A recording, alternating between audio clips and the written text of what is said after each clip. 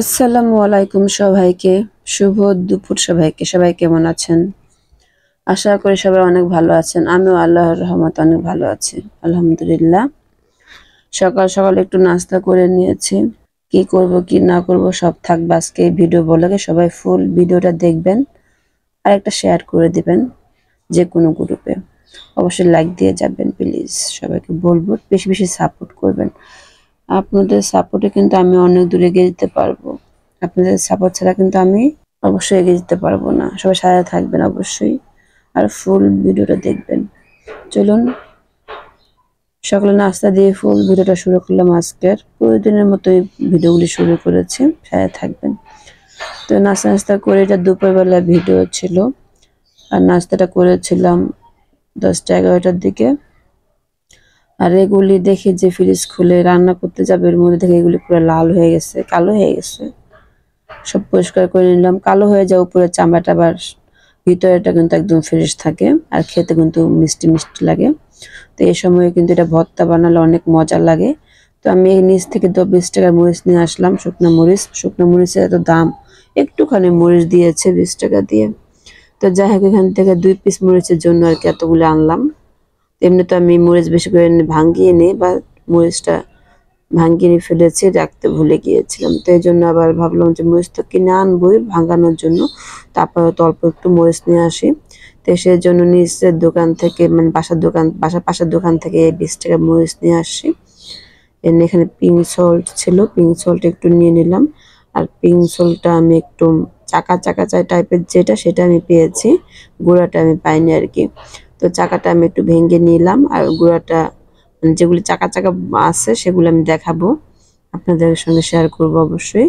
তারপর তো যেগুলি একটু ভেঙে নিয়েছি সেগুলি দিয়ে একটু ভর্তাটা বানিয়ে আগে খাবো, তারপর কি কি রান্না করব সেটা শেয়ার করব।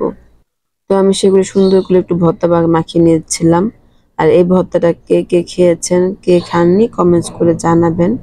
এই ভর্তাটা খেতে কিন্তু খুবই মজা লেগেছে আমার কাছে, আলহামদুলিল্লাহ। আপনারা অবশ্যই খেয়ে দেখবেন কেমন লাগে, আপনাদের কাছে কমেন্টস করে জানাবেন। তো ভর্তাটা খেয়ে নিলাম আমি। কিছু কিছু দানা দানা রেখেছিলাম, কিছু কিছু একদম গলে ফেলেছিলাম, সবগুলো আমি একরকম বানিনি। ভর্তাটা বানানোর আগে অবশ্যই খেয়াল রাখতে হবে পুরোটা সবগুলো ভাঙা যাবে না, মানে সব কোষগুলো খোসাগুলো মানে ভাঙা যাবে না আর কি। ভেঙে গেলে একদম ভালো লাগে না, সব মিলমিশ করে করতে হয় আর কি। যেমন আস্ত থাকবে কিছু, গলে যাবে কিছু, এরকম ভাবে। যাই হোক, তো খেয়ে চলে আসলাম রান্নাঘরে পাক করতে। পাক করব হলো আজকে গরুর মাংস দিয়ে কালো ভুনাটা করব আজকে।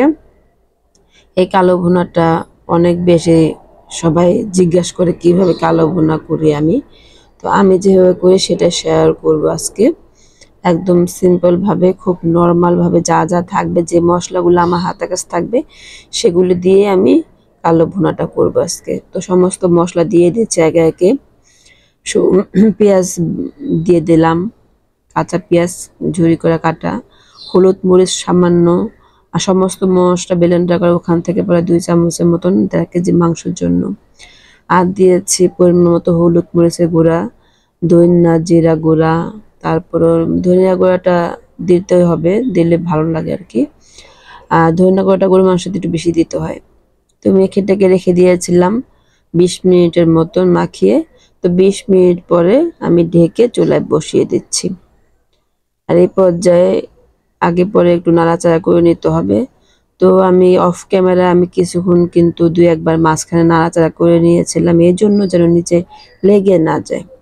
তো অবশ্যই নিচে লাগেনি, খুব সুন্দর মতন হয়ে গিয়েছে। তো এই পর্যায়ে সন্ধ্যার সময় ভাবলাম যে আজকে একটু মুড়ি দিয়ে খেয়ে নেই, কারণ মুড়ি দিয়ে মাত্র মুড়িটা এনেছিলাম দোকান থেকে, যখন কাঁচা শুকনো মরিচটা এনেছিলাম তখন মুড়িটাও এনেছিলাম।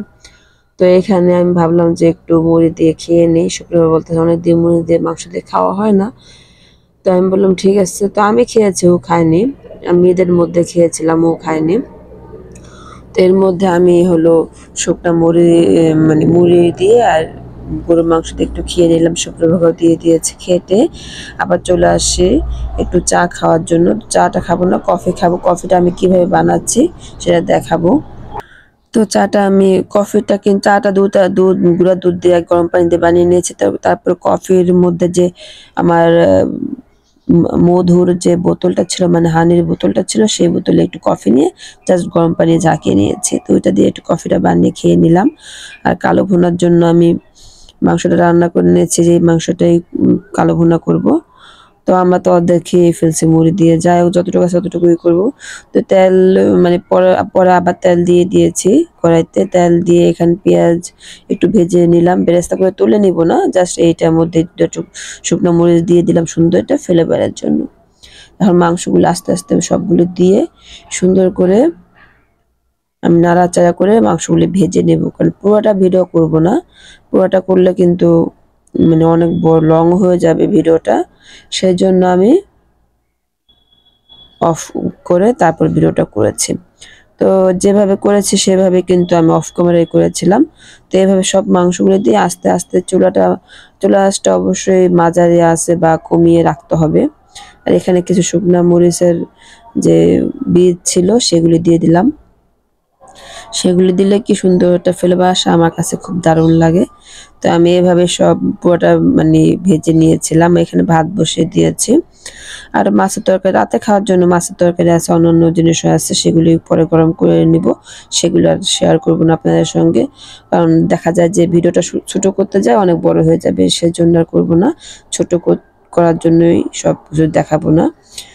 তো কেউ তো কমেন্টস করে জানান না কি ধরনের ভিডিও দেখতে চান, বড় সাইজের না ছোট হলে ভালো হয়, বড় হলে ভালো হয়, কোথায় থেকে দেখেন ভিডিওগুলো সেটা কমেন্টস করেন না। তো যাই হোক আমি আমার মতো করে যাচ্ছি, আপনারা যদি কখনো কমেন্টস করে জানান সেভাবে শেয়ার করব, সুবিধা অনুযায়ী শেয়ার করবো আর কি। তো আজকে এই পর্যন্ত, ভিডিওটা ভালো লাগলে শেয়ার করে দিবেন। আসসালামু আলাইকুম সবাইকে।